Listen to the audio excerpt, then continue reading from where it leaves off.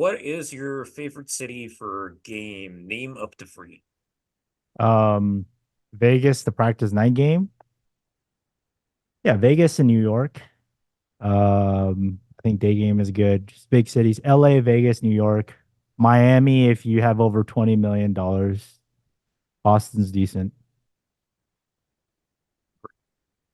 What about Next. you Are guys? we talking worldwide? Because if we're talking worldwide, I Oh, Yep. mean, there's some really good cities out there, man. Like, and it depends on what you're talking about practicing game. Because you're talking about just getting better at game, or you're talking about just getting laid. Because like fucking Medellin, Colombia is stupid easy. Rio, or you might die. Brazil, ridiculous. You know, We might get yeah. robbed. I mean, you might die. Dude, I was in Rio and three different Tinder dates. Because what I would do is I'll call the Uber for the girls, right? It's like $3 to call a fucking Uber, right? And it just makes them come see you faster. Like this happened three different times. But I was only in Rio for 4 days. In in 4 days, three different girls got robbed while waiting for their Ubers. But at the same time, the girls are just super DTF, right? Or like Manila, Philippines, I think. So Rio, Manila, and Medellin, probably like three of the easiest cities in the world just to get laid in. But I mean, I wouldn't even consider it a practicing game. I think it's a good place to go to if you already have a good game. Yeah, dude, everywhere is easy, man. As stupid as it sounds, like it's not that hard anywhere. I mean, the bottleneck is your game. Like to be honest, and also I think a lot of people put so much emphasis on like going to the best place. Just fucking go anywhere, man. Just find a plane ticket that's on sale, find somewhere that's got a good deal, and just enjoy the process and have a good experience. I think people like it's not like you're gonna only have one trip your whole life, right? Just go on travelzoo.com, see if you find a good deal, and just fucking go. If you don't like it, it's a couple days. Go to Latin America, 2 3 hour flight, 5 hours max, and that's the beauty of it. I go to places that are terrible at game. Like I went to Tanzania. It was fucking amazing. Went to climb Kilimanjaro. There was like no women. So, but yeah, I agree with all the things Justin said. Just Latin America, Southeast Asia, they're all good. But I do think you should get good in the West before you go overseas because when you take shortcuts, your brain just becomes like it just gets fried. Like you can't go like trying to teach a rich guy who pays for plays or does sugar baby to like cold approach is the hardest fucking thing. Like you just don't get it. They're like, why do I have to like try when I can just get some 21-year-old 10 to come straight to my house? So yeah, learn it the right way because I do think that if you go overseas, if you're not situationally aware, you could dig yourself in deep trouble.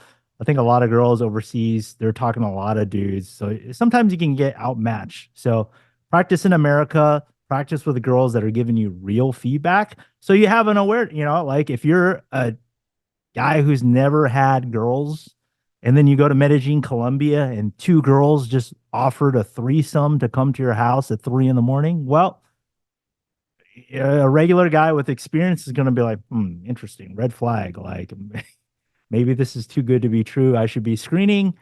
But some newbie is going to be like, oh, wow, this is amazing. And then they get robbed. And then somebody goes into their Coinbase account and steals all their crypto. And I think always learn it the hard way.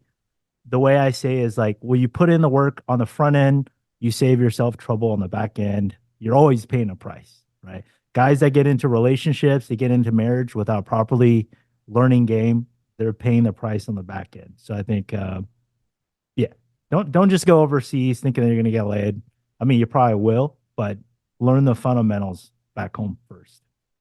Hmm. Yeah, I will say, definitely agree that learn to get laid in the local city where you are living, and when you have some confidence, then you can, because sometimes you have a job that you cannot leave your city. So it's better to first learn the game in the local city where you're living, and then here and there, if you want to holidays and something, you can do the game. But get the food where you live first.